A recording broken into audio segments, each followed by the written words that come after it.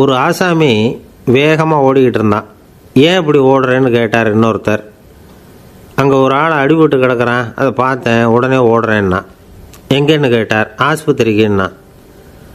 ஒரு ஆள் அடிபட்டு கிடக்கிறத பார்த்தா உடனடியாக நாம் செய்ய வேண்டியது முதல் உதவி, அதுக்கப்புறம் தான் ஆஸ்பத்திரி. இன்றைக்கி விபத்துங்கிறது சர்வசாதாரணமாக நடந்துக்கிட்டு இருக்குது. வாகன விபத்து, வெடிகுண்டு விபத்து, தீ விபத்து, கட்டடம் சரியறது, பூகம்பம், இப்படி நிறைய நடக்குது.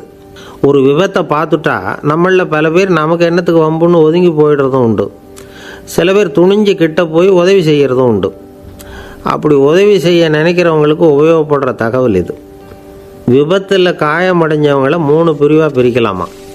முதல் வகை கொஞ்சம் சீரியஸானது, உயிருக்கு உடனே ஆபத்து தரக்கூடியது. மூளை காயம், முகம், கழுத்து காயங்கள், இருதயம், நுரையீரல் காயங்கள், வயத்தில் உள்ளுறுப்பு காயங்கள், அதிகப்படியான இரத்தப்போக்கு, இதனால எல்லாம் பாதிக்கப்பட்டிருந்தால் அது முதல் வகை அப்படின்னு நாமளே மனசுக்குள்ளே முடிவு பண்ணிக்கணும். இவங்களுக்கெல்லாம் உடனடியாக முதல் உதவி கொடுக்கணும். தாமதப்படுத்தாமல் ஆஸ்பத்திரிக்கு கொண்டுகிட்டு போயிடணும். இப்படி கொஞ்சம் எச்சரிக்கையாக நடந்துக்கிட்டால் அவங்களில் பல பேரை காப்பாற்றி போடலாம். 2வது வகை எப்படின்னா, முதல் உதவி விரைவாக கிடைச்சா உயிர் பிழைக்கக்கூடிய மார்பு காயங்கள், கைகால் எலும்பு முறிவு, இடுப்பு முதுகெலும்பு காயம், சீரான இரத்த சேதம், இப்படிப்பட்டவங்களை 2வது வகையாக பிரிக்கணும். ஆபத்து இல்லாத சிராய்ப்புகள், சிறு காயங்கள், இரத்த உறைவுகள், இதனால் பாதிக்கப்படுறவங்க 3வது வகை.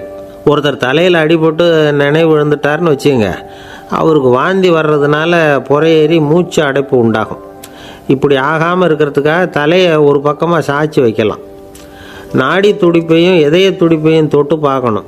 அது குறைஞ்சிருந்தாலும் சரி, நின்று இருந்தாலும் சரி, அவர் மார்பை நிமிஷத்துக்கு 80 தடவை உள்ளங்கையால் அழுத்தி இதய துடிப்பை மீட்கிறதுக்கு உதவி பண்ணணும். கழுத்தில் காயம்பட்டாலும் ஆபத்து அதிகம். கழுத்துக்கு அடியில் ஒரு துண்டை மடித்து வைக்கலாம். 2 பக்கமும் சின்ன தலையணை அல்லது துணி மடிப்புகளை வச்சு கழுத்தை அதிகமாக அசையாமல் பார்த்துக்கலாம். முதுகெலும்பு முறிஞ்சிருக்குமோ அப்படிங்கிற சந்தேகம் இருந்ததுன்னா அவரை அதிகமாக அசைய விடக்கூடாது. அதிகமாக அசைஞ்சால் தண்டு இடத்துல பாதிப்பு ஏற்பட்டு கைகால் விளங்காமல் போயிடும். அவரை ஒரு கனமான போர்வை இல்லைன்னா பாயில் படுக்க வச்சு 4 பேர் மெதுவாக தூக்கி மருத்துவ உதவிக்கு அனுப்பி வைக்கலாம். கையெலும்பு முறிஞ்சிருந்தால் முறிஞ்ச பாகத்தை உடம்போடு சேர்த்து அசையாமல் கட்டி போடலாம். கால் எலும்பு முறிஞ்சிருந்தால் மற்ற காலோடு சேர்த்து கட்டி போடலாம். முறிஞ்ச பாகம் தொங்காமல் பார்த்துக்கணும், அப்போ தான் வீக்கம் உண்டாகாமல் இருக்கும்.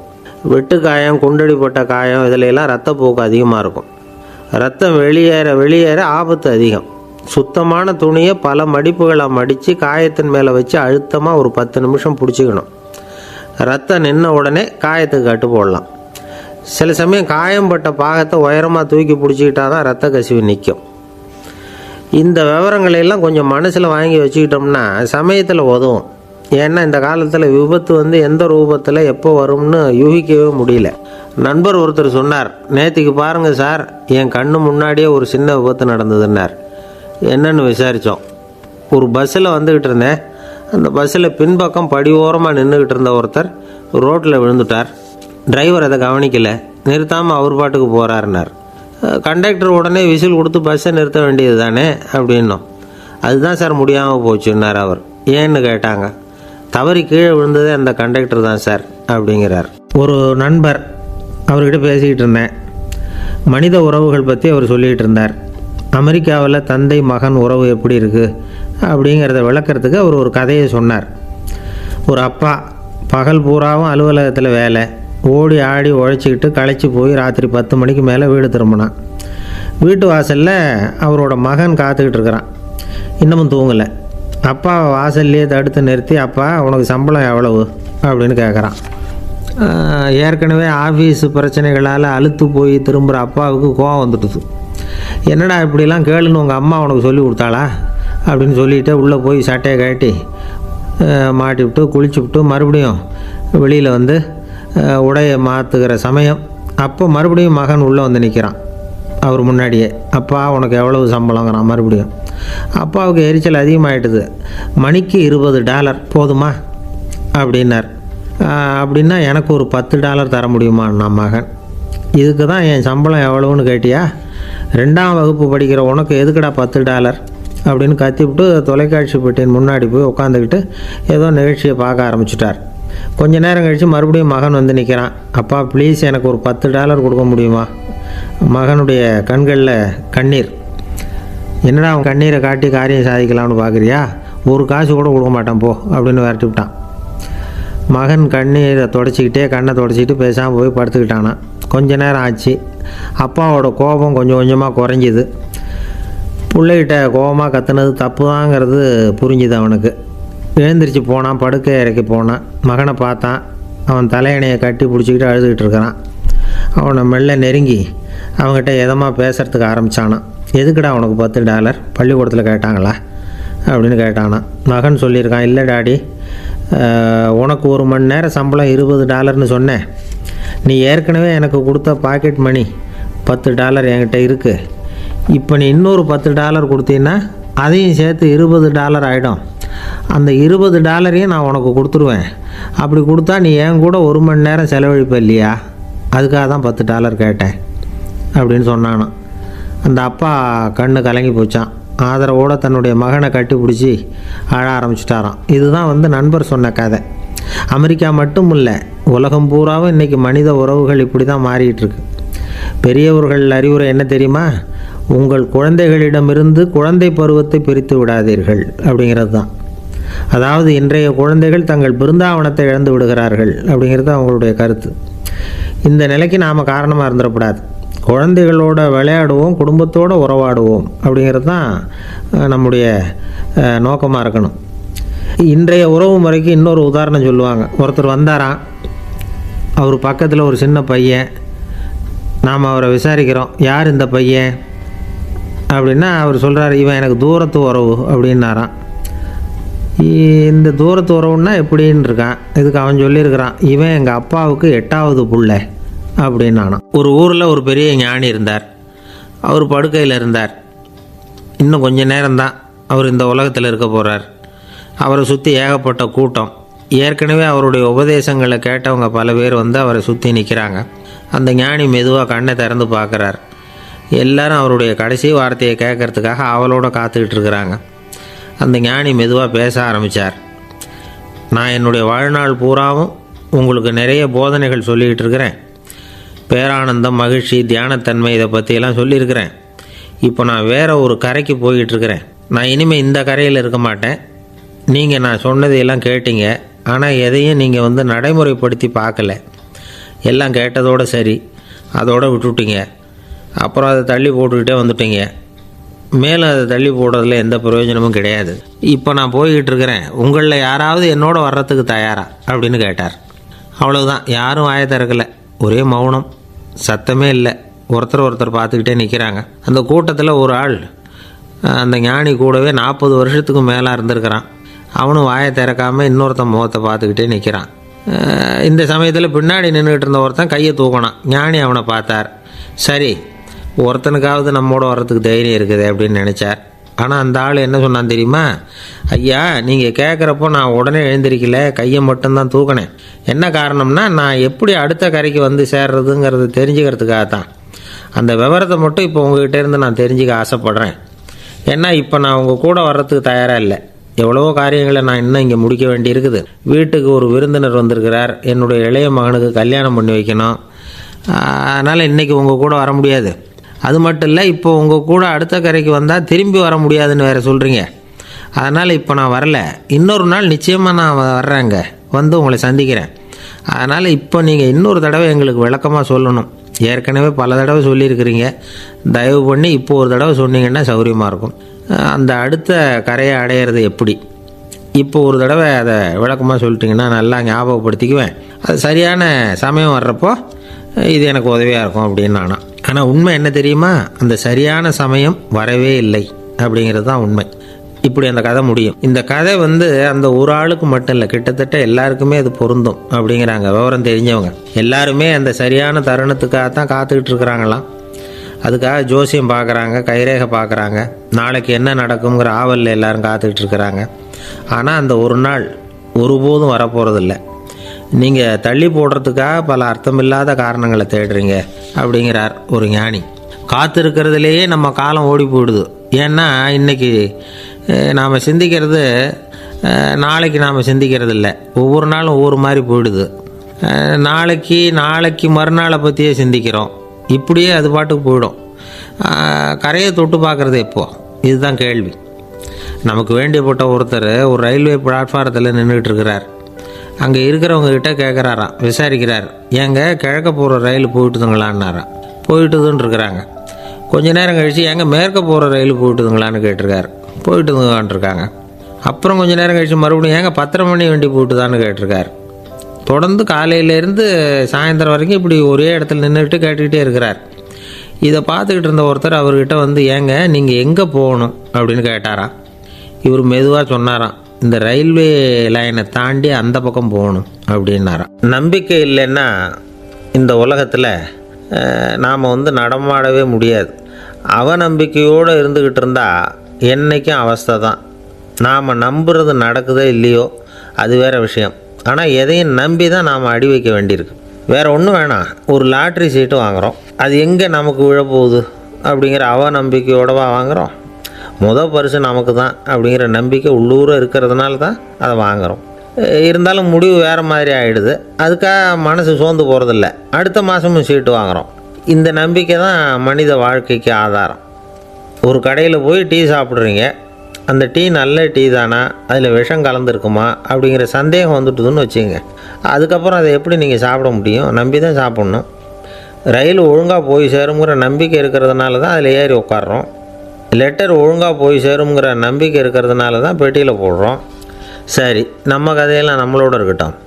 மனித நம்பிக்கை வந்து எந்த அளவுக்கு உறுதியாகவும் அறிவுபூர்வமாகவும் இருக்கணுங்கிறதுக்கு அலெக்சாண்டர் வாழ்க்கையில் நடந்த ஒரு சம்பவத்தை உதாரணமாக சொல்லலாம்.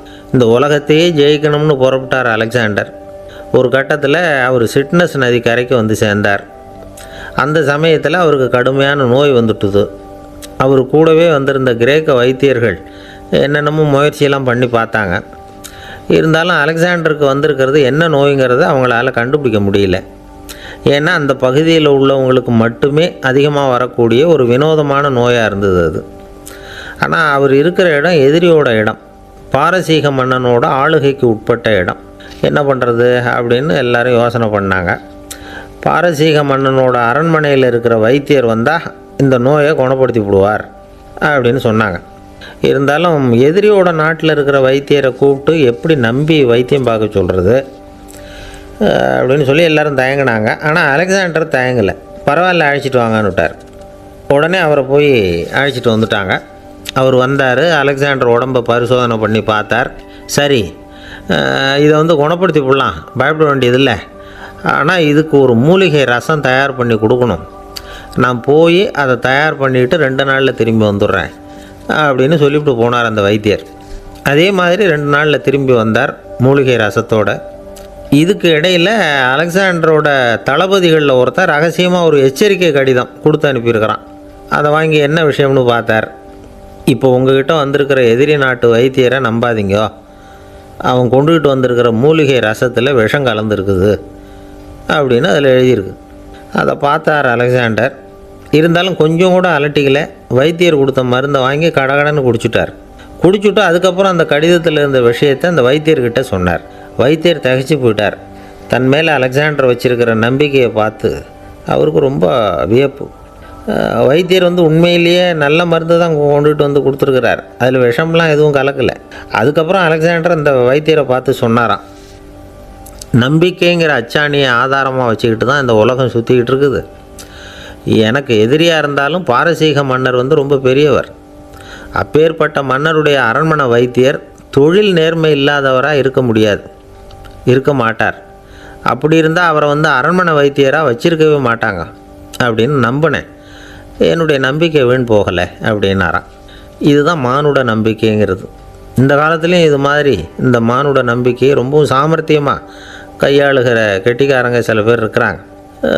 இந்த காலத்து குரு, அவருக்கு ஒரு சிஷ்யன். குரு முன்னாடி அந்த சிஷ்யன் ரொம்ப பணிவாக நின்று, குருவே, உங்கள் கையால் விஷத்தை கொடுத்தாலும் அதை வாங்கி மடமடன்னு குடிச்சிருவேன் அப்படின்னா. உன்னுடைய குரு பக்தியை மெச்சினேன் அப்படின்னார் குரு. அதுக்கு அந்த சிஷ்யன், அப்படி இல்லை குருவே, உங்கள்கிட்ட சிஷ்யனாக இருக்கிறத விட உங்கள் கையால் விஷத்தை வாங்கி குடிச்சு விட்றது ரொம்ப நல்லது, அதனால தான் அப்படி சொன்னேன் அப்படின்னா. ஒரு தீப்பெட்டியை பார்த்து கேட்டுதான், நாம் 2 பேரும் தானே உரசிக்கிறோம், ஆனால் நான் மட்டும் தீ பிடிச்சி எரிஞ்சு போகிறேன், நீ அப்படியே இருக்கிறியே அப்படின்னு தான். அதுக்கு தீப்பெட்டி சொல்லியிருக்குது, உனக்கு தலையில் கணம் இருக்குது அதனால் அழிஞ்சு போகிற அப்படின்னு தான். எப்படி இருக்கு பாருங்கள் இந்த பதில். தலையில் கணம் உள்ளவங்க யாருமே சரியாக இருக்க முடியாது. எவ்வளவு பெரியவங்களாக இருந்தாலும் சரி, ரொம்ப கஷ்டம்தான் அது. கர்வம்ங்கிறது கூடவே கூடாது. இதை விளக்கிறதுக்கு மகான் ஒருத்தர் ஒரு சம்பவத்தை சொல்கிறார். அர்ஜுனன் தீர்த்த யாத்திரை பண்ணானா. அப்போது தென்னிந்தியாவுக்கு வந்திருக்கிறான். ராமேஸ்வரத்துக்கு போனப்போ அங்கே இலங்கைக்கு கல்லுலாம் அடுக்கி போடப்பட்டிருந்த பாலத்தை பார்த்தானா. ஒரு சின்ன குரங்கு அதுக்கு பக்கத்தில் விளையாடிக்கிட்டு இருந்திருக்கு. அதை பார்த்துட்டு அர்ஜுனன் சிரிச்சிருக்கான். ஏன் சிரிக்கிறேன்னு கேட்டிருக்கு அந்த குரங்கு. ராமன் மிகச்சிறந்த வில் வீரன். அப்படி இருக்கிறப்போ அவன் இலங்கைக்கு அம்புகளாலேயே ஒரு பாலம் கட்டியிருக்கலாம். அதை விட்டுட்டு போயும் உன்ன மாதிரி குரங்குகளை துணையாக வச்சுக்கிட்டு இப்படி ஒரு கருங்கல் பாலத்தை கட்டியிருக்கிறானே அப்படின்னு நானா. அம்புகளால் பாலம் கட்ட முடியுமா அப்படின்னு கேட்டுதான் குரங்கு. ஏன் முடியாது, என்னால் முடியுமேன்னு இருக்கான் அர்ஜுனன். அம்பால் பாலம் கட்டலாம், இருந்தாலும் என்ன மாதிரி குரங்குகள் ஏறி நடந்தா அது தாங்குமா? அதனால தான் ராமர் கருங்கல் பாலமே கட்டினார் அப்படின்றது குரங்கு சொல்லிச்சான். அப்படியே சொல்கிற, நான் வேணும்னா இப்போ அம்புகளாலேயே ஒரு பாலத்தை கட்டுறேன், நீ அது மேலே ஏறி நடந்து பார். பாலம் விழுந்துட்டுதுன்னா நான் தீ மூட்டி அதில் குதித்து உயிர் தியாகம் பண்ணிவிடுறேன் அப்படின்னு நான் ரொம்ப கோபமாக. உடனே அந்த சின்ன குரங்கு பெரிய உருவம் எடுத்துட்டு தான் கையில் கதையோடு அர்ஜுனன் முன்னாடி நிற்கிறான் அனுமன். பார்த்தா, என்னுடைய தலைவர் ராமரையா இழிவாக பேசுகிற, நீ இப்போ பாலம் கட்டு, நான் என்னுடைய பலத்தை காட்டுறேன் அப்படின்னு அனுமன். அர்ஜுனன் தன்னுடைய காண்டிபத்தை எடுக்கிறான், சரமாரியாக அம்புகளை விடுறான். அதெல்லாம் ஒன்றோட ஒன்று கோத்துக்கிட்டு அப்படியே பாலம் மாதிரி நிற்கிது. அர்ஜுனன் தலை நிமிர்ந்து நின்னான். அனுமன் உயர கிளம்பி அங்கேருந்து பாலத்தில் பொத்துன்னு இறங்கினான். பாலம் அப்படியே நொறுங்கி போச்சு தூள் தூளாக. என்ன அர்ஜுனா, இப்போ என்ன செய்ய போகிற அப்படின்னு நான் ஏளனமா. அர்ஜுனன் தலையை தொங்க போட்டுக்கிட்டான். சொன்னபடி தீ மூட்டி அதில் குதிக்கிறதுக்காக 3 தடவை சுற்றி வந்தான். அப்போது கிருஷ்ணர் அங்கே வந்தார். என்ன அர்ஜுனா, என்ன நடக்குது, என்ன இது அப்படின்னு ஒன்றும் தெரியாத மாதிரி கேட்டார். அர்ஜுனன் வாயை திறக்கிறதுக்கு முன்னாடி அனுமன் வாயை திறந்தான், நடந்ததை சொன்னான். அர்ஜுனன் சவால் விட்டபடி உயிர் திறந்தே ஆகணும்னு அனுமன். கிருஷ்ணர் யோசனை பண்ணார். நல்லது, இந்த சவால் விட்டதுக்கும் நடந்ததுக்கும் யார் சாட்சி? பெரிய ஒருத்தரை சாட்சியாக வச்சுக்கிட்டல்லவா நீங்கள் இந்த போட்டியை நடத்தியிருக்கணும் அப்படின்னார். அதனால் என்ன, இப்போ மறுபடியும் அந்த போட்டியை நடத்திவிட்டா போச்சு, என்னால் அந்த அம்பு பாலத்தை நொறுக்க முடியாதா அப்படின்னு அனுமன். சரி, இப்போ மறுபடியும் அது நடக்கட்டும்னார் கிருஷ்ணர். அர்ஜுனன் அம்பு பாலம் அமைச்சான். அனுமன் ஏறி குதிச்சான். பாலம் அசைஞ்சு கொடுக்கவே இல்லை, அவ்வளோ உறுதியாக இருக்குது. இப்போ அனுமன் தலையை குனிஞ்சிக்கிட்டான். அர்ஜுனன் நன்றியோடு நிமிர்ந்து பார்த்தான்.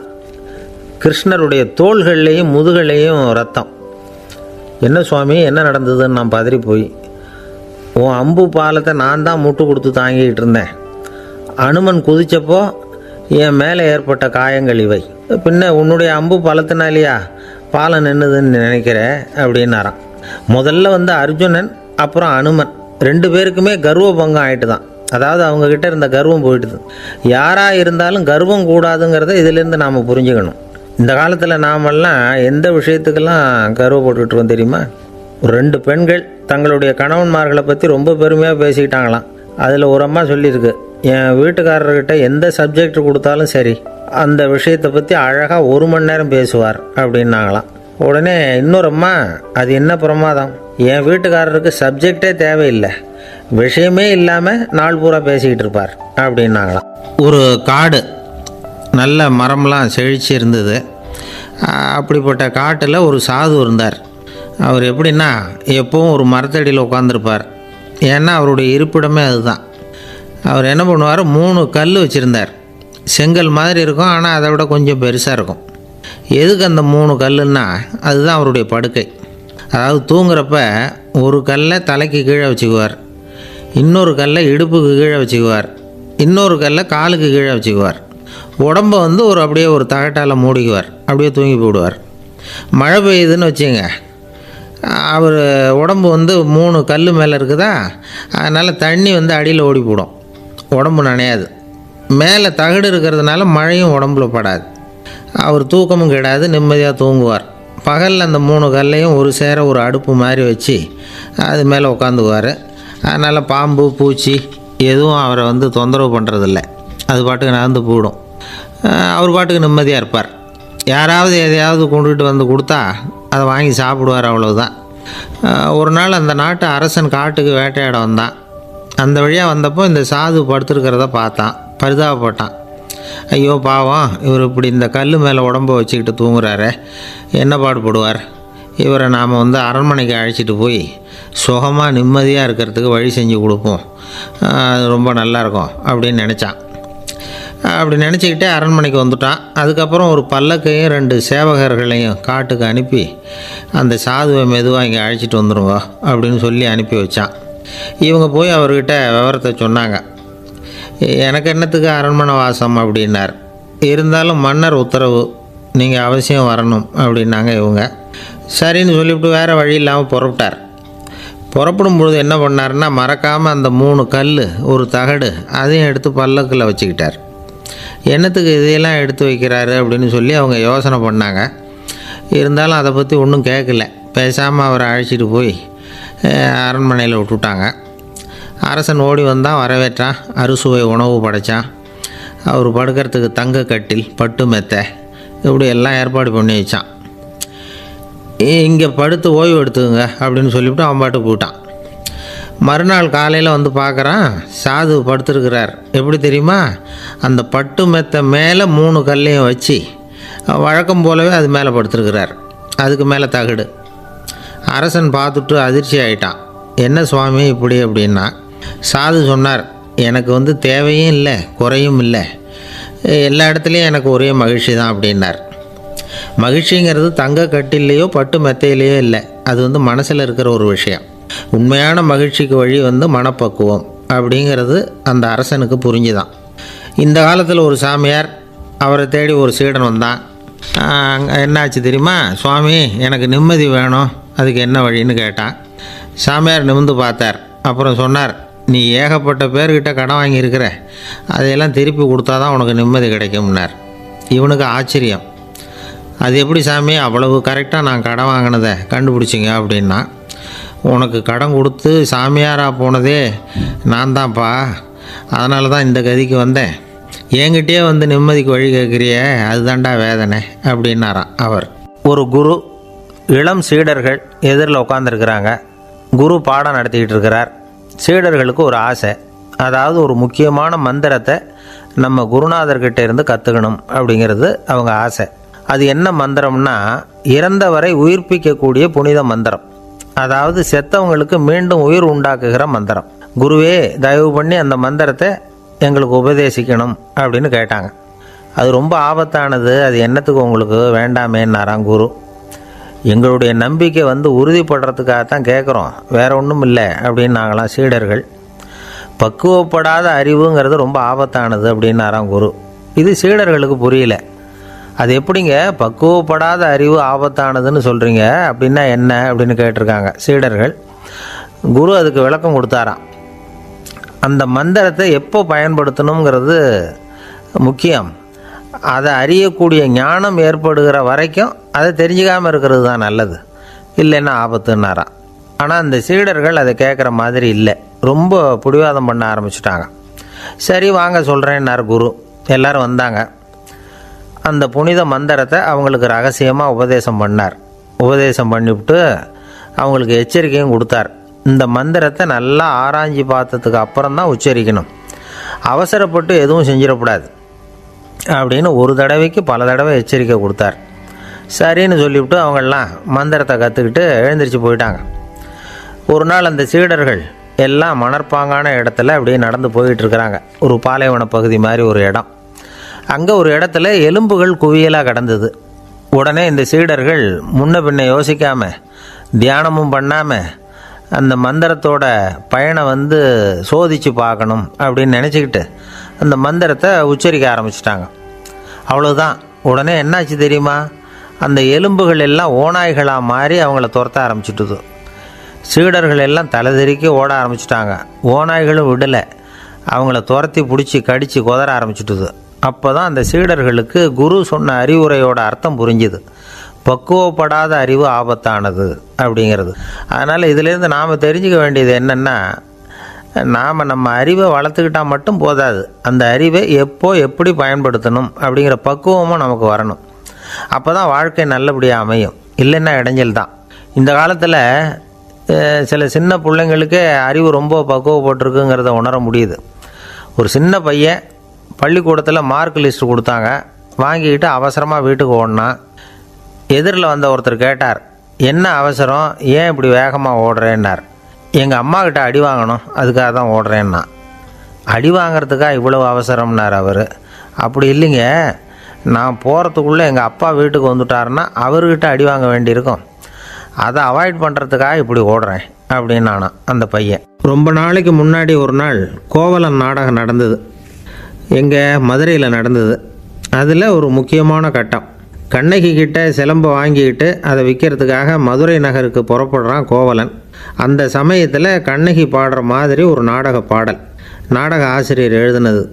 அது என்ன பாட்டுன்னா, மா பாவியோர் கூடி வாழும் மதுரைக்கு மன்னா போகாதீர் என்று அப்படின்னு ஆரம்பிக்கும் அந்த பாட்டு. இதுதான் அந்த பாட்டு. இதை கண்ணகி மேடையில் பாடின உடனே கூட்டத்தில் சலசலப்பு. நம்ம ஊர்லேயே நமக்கு முன்னாடியே நின்றுக்கிட்டு மா பாவியோர் கூடி வாழும் மதுரை அப்படின்னு சொல்கிறாங்களே, என்ன தைரியம் அப்படின்னு எல்லாம் குழப்பம் பண்ண ஆரம்பிச்சிட்டாங்க. மக்கள் சத்தம் போட ஆரம்பிச்சிட்டாங்க. எதிர்ப்பு குரல் அது பாட்டுக்கு வர வர அதிகமாக போட்டுது. கொண்டுக்கிட்டு வா அந்த நாடக ஆசிரியரை, எழுதுனது யார் அப்படின்னு ஒரே சத்தம், கூச்சல். வேறு வழி இல்லை. மெதுவாக மேடைக்கு வந்தார் அந்த நாடக ஆசிரியர். 4 பக்கத்திலிருந்தும் கேள்வி கணைகள். மக்களை பார்த்து கொஞ்சம் அமைதியாக இருங்கோ அப்படின்னு சொல்லிவிட்டு தன்னுடைய விளக்கத்தை சொல்ல ஆரம்பித்தார் அந்த நாடக ஆசிரியர். மா அப்படின்னு சொன்னால் திருமகளாகிய லட்சுமி அப்படின்னு அர்த்தம். பா அப்படின்னா கலைமகளாகிய சரஸ்வதி. வி அப்படின்னா மலைமகளாகிய பார்வதி.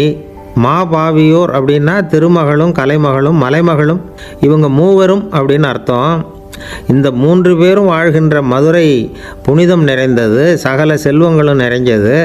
அப்படிப்பட்ட ஊரில் நான் அணிந்து கொள்ளும் இந்த சாதாரண சிலம்பை யார் வாங்கிக்குவாங்க அப்படிங்கிற எண்ணத்தோடு தான் கண்ணகி அப்படி சொல்கிறா.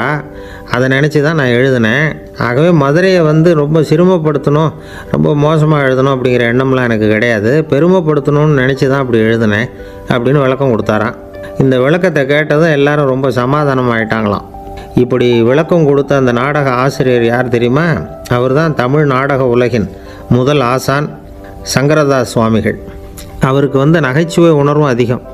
1920ஆம் ஆண்டு திருநெல்வேலியில் அவர் தங்கியிருக்கிறார் நாடகம் நடத்துறதுக்காக. அவர் தங்கியிருந்த வீட்டில் கொசு மூட்டைப்பூச்சி அதிகமாக இருந்திருக்கு. அவரால் தூங்கவே முடியல. அவர் அனுபவித்த தொல்லைகள் ஒரு பாட்டாக உருவாச்சு. வேடிக்கையாக ஒரு பாட்டு எழுதினாராம். மூட்டையும் கொசுவும் ஒரு வீட்டிலே மீட்டிங் போட்டால் முன்னே நிற்க யாரால் முடியும்? கொசு மோகன ராகம் போல சத்தம் போட்டு முன்னே நின்று செய்திடும் யுத்தம். இதை மறுநாள் நாடகத்தில் கோமாளி வேஷம் போட்ட ஒரு சிறுவனை விட்டு பாட வச்சுருக்கார். எல்லாரும் சிரித்து ரசித்தாங்களாம். சங்கரதாஸ் சுவாமிகள் கல்யாணமே பண்ணிக்கல, துறவி மாதிரியே வாழ்ந்திருக்கார். தமிழ் நாடக கலைக்கு தன்னையே அர்ப்பணம் பண்ணிக்கிட்டவர் அவர். 1922 நவம்பர் மாதத்தில் ஒரு நாள் புதுச்சேரியில் அவர் வாழ்க்கை முடிஞ்சுது. அப்போ அவருக்கு வயசு 55. சங்கரதாஸ் சுவாமிகள் நாடக ஆசிரியர் மட்டும் இல்லை, மேடை நாடக இயக்குனர், தயாரிப்பாளர், அவரே ஒரு சிறந்த நடிகர். ஒரு தடவை சாவித்திரி நாடகத்தில் இவர் யமதர்மனாக வேஷம் போட்டு நடிச்சிருக்கிறார். நாடகம் பார்த்துக்கிட்டு இருந்த கருவுற்ற ஒரு பெண்மணிக்கு பயத்தினால அங்கேயே குழந்தை பிறந்துட்டு தான். அந்த நிகழ்ச்சிக்கு அப்புறம் இவர் இந்த வேஷம் போடுறப்போலாம் ஜனங்களுக்கு முன்கூட்டியே எச்சரிக்கை கொடுக்க ஆரம்பிச்சிருவாராம். அதாவது அப்படி யாராவது பயப்படுறவங்க இருந்தால் கொஞ்சம் கண்ணை மூடுவீங்க அல்லது எழுந்திரிச்சு போடுங்கன்னு. நடிப்புன்னா அப்படிலாம் இருக்கணும். இந்த காலத்தில் நடிகர் ஒருத்தர் சொன்னார், சார் நான் இந்த நாடகத்தில் நடிக்கிறப்போ முகத்தில் நவரசங்களையும் காட்டி நடித்தேன், உணர்ச்சிகளை எல்லாம் நல்லா காட்டி நடித்தேன். அப்படி இருந்தும் ஜனங்கள் கல் எடுத்து மேடையில் வீசிவிட்டாங்க சார் அப்படின்னார். நாடகத்தில் உங்களுக்கு என்ன வேஷம் அப்படின்னு கேட்டாங்க. அது செத்து கிடக்கிற பணமாக நடித்தேன் சார் அப்படின்னார். என்னுடைய நண்பர் ஒருத்தர், அவருக்கு ஜாதகத்தில் நம்பிக்கை உண்டு. அவரே ஜோசியமெல்லாம் பார்ப்பார். என்ன சார் இந்த காலத்தில் இதையெல்லாம் நம்பிக்கிட்டு இருக்கீங்களேன்னு கேட்டால், உங்களுக்கு ஒன்றும் தெரியாது சார், இந்த உலகத்தில் ஒவ்வொருத்தரும் அவங்கவுங்க செய்கிற நல்லது கெட்டதுக்கு தகுந்த பலனை அனுபவிச்சே தேரணும்பார். அது மட்டும் இல்லை, ஒருத்தன் செத்துட்டா கூட அவன் செஞ்ச பாவ புண்ணியங்கள் கூடவே போயிட்டுருக்கோம்பார். அது எப்படி கூட போவோம் அப்படின்னு குதர்க்கமாக கேட்டால் அதுக்கு அவர் ஒரு கதை சொன்னார். அது ரொம்ப சுவாரஸ்யமாக இருந்தது. ஒரு ஊரில் ஒருத்தர் இருந்தாராம். அவர் ஜோசியம் பார்க்குறதுல ரொம்ப கெட்டிக்காரரு. ஒருத்தருடைய தலைமுடியை மட்டும் அவர்கிட்ட காட்டினா போதும், அதை மட்டும் பார்த்துட்டு அவருடைய ஜாதகத்தையே சொல்லிவிடுவாராம். அப்பேற்பட்ட திறமை. அந்த ஆள் ஒரு சமயம் கன்னியாகுமரி கடற்கரைக்கு போயிருந்திருக்கிறார். அங்கே கரை ஓரமாக ஒரு மண்டை ஓடு கிடந்திருக்கு. அதை எடுத்து பார்த்துருக்கிறார். அந்த மண்டை ஓட்டை வச்சுக்கிட்டே அதோட ஜாதகத்தை அலசியிருக்கிறார். இந்த மண்டை ஓட்டுக்கு உரிய ஆசாமி வாழ்க்கையில் ரொம்ப கஷ்டப்பட்டுருக்கிறான், நிறைய கஷ்டத்தை அனுபவிச்சிருக்கிறான், அது தாங்க முடியாமல் தான் கடலில் விழுந்து தற்கொலை பண்ணிகிட்டு இருக்கான் அப்படிங்கிறத அவர் கணிச்சுட்டார். இருந்தாலும் இந்த மண்டை ஓடு இன்னமும் அனுபவிக்க வேண்டியது பாக்கி இருக்குது அப்படிங்கிறதையும் அவர் உணர்றார். அது சரி, ஒருத்த உயிரோடு இருக்கிற வரைக்கும் தானே நல்லது கெட்டதை அனுபவிக்க முடியும். செத்ததுக்கு அப்புறமும் பாக்கி இருக்குன்னா அதை எப்படி அனுபவிக்கிறது? இந்த மண்டை ஓட்டுக்கு இன்னும் கொஞ்சம் பாக்கி இருக்குது அப்படிங்கிறது அவருக்கு புரிஞ்சதே தவிர அதோட அர்த்தம் என்னங்கிறது அவருக்கு சரியாக விளங்கலை. சரி, இதை இன்னும் கொஞ்சம் விவரமாக ஆராய்ச்சி பண்ணி பார்ப்போம் அப்படின்னு நினச்சிக்கிட்டு அதை தன்னுடைய வீட்டுக்கு எடுத்துகிட்டு போயிட்டார். அந்த மண்டை ஓட்டை ஒரு பொட்டியில் வச்சு பூட்டினார். தன்னுடைய தனி அறையில் அதை பத்திரமா வச்சுக்கிட்டார்.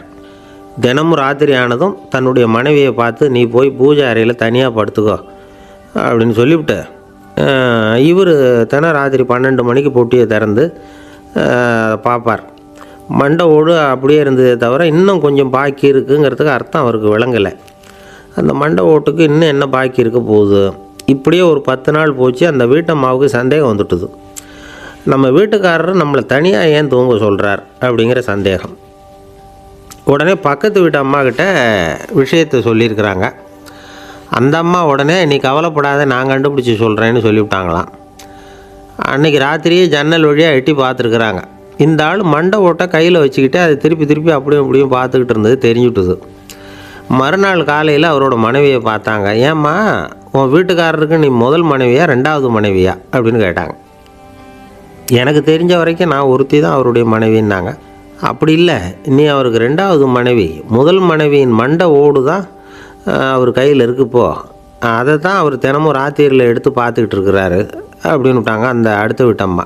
அப்படியா விஷயம்னு சொல்லிவிட்டு கணவன் வீட்டில் இல்லாத நேரமாக பார்த்து அந்த மண்டை ஓட்டை எடுத்து கொண்டாந்து ஒரு உரலில் போட்டு உலக்கையால் குத்தி நொறுக்க ஆரம்பிச்சுட்டுது அந்த அம்மா.